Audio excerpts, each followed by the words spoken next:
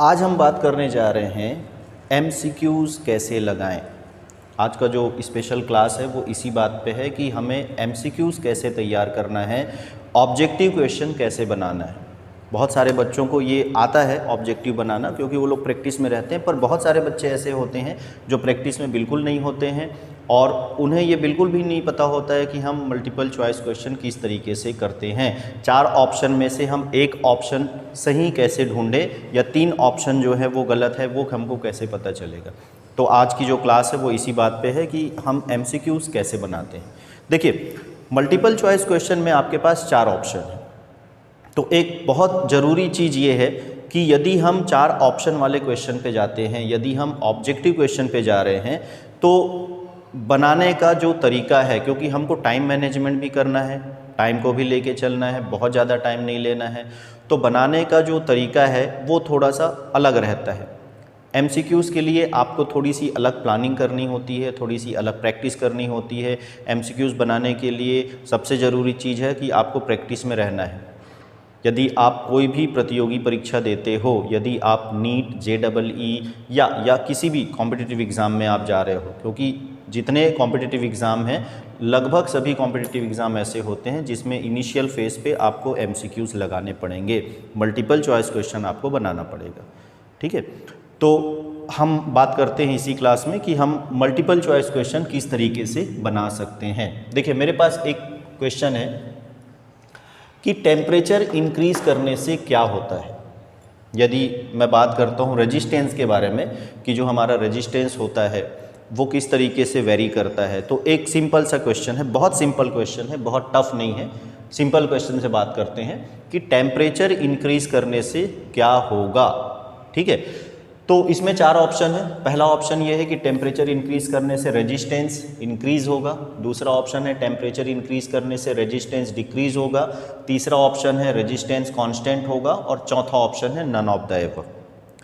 तो देखिए, जब हम ऑब्जेक्टिव बनाते हैं तो ऑब्जेक्टिव बनाने के लिए 2-3 चीज़ें आपको ध्यान में रखना है या 2-3 चीज़ों पे अप्रोच लेके आपको चलना है। सबसे पहला अप्रोच होता है हमारा कॉन्सेप्ट का। यदि आपको MCQ बनाना है, यदि आपको मल्टीपल चॉइस क्वेश्चन बनाना है, ऑब्जेक्टिव बनाना है, 4 ऑप्शन में से एक ऑप्शन सही लगाना है, तो आपके पास कॉन्सेप्ट होना चाहिए, जो बहुत ज़रूरी है। कई बच्चे ऐसे होते हैं जिनके पास कोई कॉन्सेप्ट नहीं होता है या जो कॉन्सेप्ट क्लियर करके नहीं पढ़े होते हैं, और कई बच्चे ऐसे होते हैं जिनको आप देखोगे कि कम समय में भी बहुत अच्छा रिस्पॉन्स करते हैं क्योंकि उनका कॉन्सेप्ट बहुत अच्छा होता है। तो ये सबसे ज़रूरी चीज़ है मल्टीपल चॉइस क्वेश्चन में। यदि आप जाना चाह रहे हो, अच्छा रिजल्ट लाना चाहते हो, ऑब्जेक्टिव बनाना चाहते हो, तो आपको कॉन्सेप्ट पे फोकस करना पड़ेगा। यदि ऑब्जेक्टिव बनाने के तरीके पे मैं बात करता हूँ तो उन तरीकों में एक जो सबसे पहला तरीका आता है वो आपका कॉन्सेप्ट का तरीका आता है, और मैं इस पे बार बार फोकस करता हूँ। सभी बच्चों को मैं बताता हूँ कि भाई आप कॉन्सेप्ट क्लियर रखिए। आप दिन में बहुत ज़्यादा भी नहीं पढ़ रहे हो, कम टाइम देते हो, तो आप जो भी टाइम दे रहे हो उस टाइम पे आप उस कॉन्सेप्ट को पूरी तरीके से ग्रिप करिए, पूरा पढ़िए, उसको अच्छे से पढ़िए। लगे हाथ हो सके कि जब आप पढ़ाई करते हो तो उससे रिलेटेड 2-4 ऑब्जेक्टिव आप वहीं के वहीं बना लो, तो इससे आपकी प्रैक्टिस होती रहेगी। दूसरा तरीका है हमारा एलिमिनेशन मेथड। तो ये जो एलिमिनेशन मेथड है ये कॉन्सेप्ट से ही ये बनता है। तो सबसे पहला तो आपका कॉन्सेप्ट क्लियर है। कॉन्सेप्ट क्लियर है तो कई बार ऐसा होता है ना कि हमें कंफ्यूज होता है कि हम कंफ्यूज हो रहे हैं कि भाई 4 ऑप्शन में से 2 ऑप्शन तो हमको लग रहा है कि ये 2 ऑप्शन तो नहीं है, लेकिन बाकी के जो 2 ऑप्शन है वो एकदम नियर अबाउट होते हैं कि समझ में नहीं आ रहा है, तो उसमें आपको एलिमिनेशन मेथड लगाना है। तीसरा है आपका ट्रिकी क्वेश्चंस, जिसमें आप कुछ ट्रिक लगा दो, ट्रिक लगाने से क्वेश्चन तुरंत बन जाएगा। और चौथा अदर ऑप्शन पे बात करते हैं, तो अदर ऑप्शन में आपका जो तुक्का वाला जो ऑप्शन है, अदर ऑप्शन में आपको अपने IQ लेवल पे काम करना होता है। तो ये 4 तरीके हैं, जिसमें सबसे ज़रूरी जो तरीका है वो तरीका है आपका कॉन्सेप्ट क्लियर वाला तरीका। तो ये कॉन्सेप्ट तो आपको क्लियर करना पड़ेगा यदि आपको MCQ लगाना है, यदि आपको प्रतियोगी परीक्षा देना है, यदि आपको किसी भी अच्छे लेवल पे जाके तैयारी करनी है। तो आज की जो क्लास है उसमें हम यही देखते हैं कि हम अपना कॉन्सेप्ट कैसे बिल्डअप करें। देखिए, एक क्वेश्चन है टेम्परेचर इंक्रीज करने से क्या होता है? तो टेम्परेचर इंक्रीज करने से जो कंडक्टर है उसमें क्या चेंजेस आते हैं, जो सेमीकंडक्टर है उसमें क्या चेंजेस आएगा, या जो इंसुलेटर है उसमें क्या चेंजेस आएगा। कहने का मतलब है कि चालक, कुचालक और अर्धचालक, इनके बिहेवियर अलग अलग होते हैं टेम्परेचर इंक्रीज करने के साथ में। तो यदि टेम्परेचर से रिलेटेड कोई भी क्वेश्चन आता है आपके एमसीक्यूज़ में, ये क्वेश्चन कई बार रिपीट हुआ है, तो टेम्परेचर से रिलेटेड क्वेश्चन है, तो देखिए यदि हम टेम्परेचर इंक्रीज करते हैं तो टेम्परेचर इंक्रीज करने के साथ में रेजिस्टेंस इंक्रीज होता है। किसका रेजिस्टेंस इंक्रीज होता है? कंडक्टर का रेजिस्टेंस इंक्रीज होता है। तो अब रेजिस्टेंस इंक्रीज होगा तो क्या होगा? आमतौर पे देखिए 90% स्टूडेंट यही मामला ख़त्म कर देते हैं कि टेम्परेचर इंक्रीज होगा तो क्या होगा। देखिए मैं बात कर रहा हूँ प्रैक्टिस में, जब आप प्रैक्टिस में हो, यदि आपको प्रैक्टिस अच्छे से प्रैक्टिस करना है तो यहाँ पे आपको ये ख़त्म नहीं करना। 90% बच्चे जो होते हैं ये गलती करते हैं कि हमने हमारा ये ऑप्शन सही हो गया, हम सही लगा दिए हैं, हम फिर अगले क्वेश्चन पे बढ़ते। नहीं, वहाँ पे आपको नहीं जाना है। आपको क्या करना है? टेम्परेचर इंक्रीज करने के साथ में रेजिस्टेंस इंक्रीज हुआ।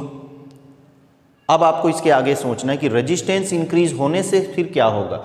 तो रेजिस्टेंस यदि इंक्रीज होता है तो हमको पता है कि कंडक्टिविटी डिक्रीज होती है। कंडक्टिविटी डिक्रीज होने से क्या होगा कि करंट का जो फ्लो होगा वो रिड्यूस हो जाएगा।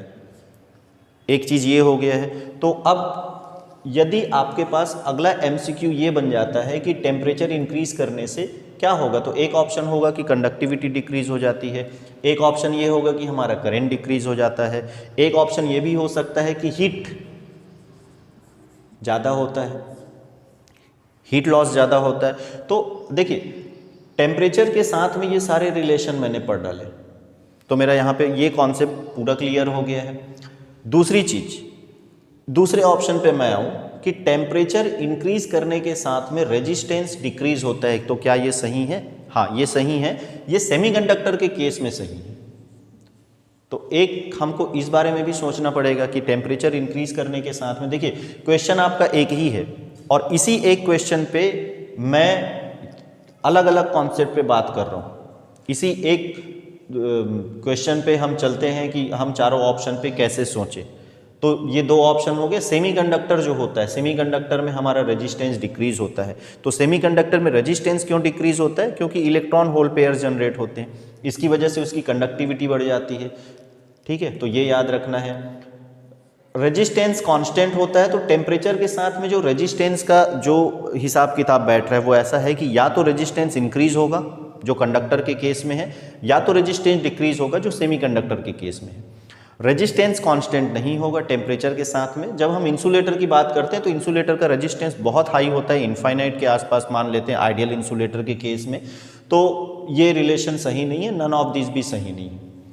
अब आपको जैसा क्वेश्चन पूछा हुआ है कि टेम्परेचर इंक्रीज करने से कंडक्टर के केस में क्या होगा, तो कंडक्टर के केस में रेजिस्टेंस इंक्रीज होगा।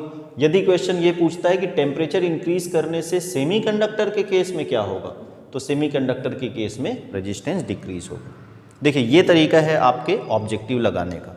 आमतौर पे हम ऑब्जेक्टिव लगाते हैं तो हमसे सबसे बड़ी गलती ये होती है कि हमने चार ऑप्शन में से एक सही ढूंढ लिया और हम आगे बढ़ जाते हैं।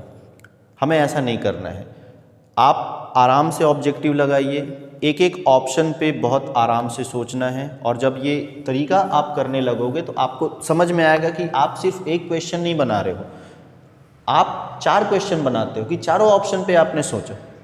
तो इस तरीके से यदि आप दिन में 10 ऑब्जेक्टिव लगा रहे हो, मल्टीप्लाइड बाई 4 कर दो, तो इस तरीके से आप 40 ऑब्जेक्टिव लगाते हो, क्योंकि आपने एक एक ऑप्शन को बहुत गहराई से सोचा है। ये ऑब्जेक्टिव जब आप प्रैक्टिस में जाओगे तो इस ऑब्जेक्टिव को लगाने में आपको हो सकता है बहुत टाइम लगेगा। तो आपको ये नहीं देखना है कि प्रैक्टिस करते समय आपको 3 मिनट में सारा ऑब्जेक्टिव लगा लेना है। नहीं, प्रैक्टिस करते समय आप टाइम दीजिए, कॉन्सेप्ट पे टाइम दीजिए।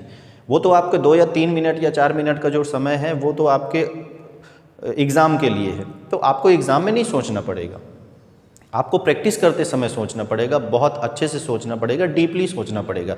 इसी तरीके से आप कोई भी सब्जेक्ट में जाते हो, ये तो बात हो गई फिजिक्स के बारे में। ये जनरल क्वेश्चन है, ये क्वेश्चन लगभग बहुत सारे कॉम्पिटिटिव एग्जाम में आए हुए हैं, अदर देन नीट या JEE में भी ये क्वेश्चन आया हुआ है। ठीक है, तो यदि आप किसी और सब्जेक्ट में बात कर रहे हो, जैसे मैं बात करूं कि हम हिस्ट्री में जाते हैं, हम जियोग्राफी में जाते हैं या किसी और सब्जेक्ट में हम जाते हैं, तो वहाँ भी लगभग आपको यही तरीका लेके चलना पड़ेगा। एक सही है तो सही क्यों है, और बाकी 3 गलत है तो गलत क्यों है। यदि हमको सही पता है, इसका ये मतलब नहीं है कि हम 3 गलत को छोड़ देते हैं। हमें सोचना पड़ेगा, जब हम प्रैक्टिस में हैं तो हमें 3 गलत है तो हम तीनों गलत क्यों है इसके बारे में सोचेंगे, तो आपका जो MCQ का कॉन्सेप्ट है वो बहुत क्लियर हो जाएगा।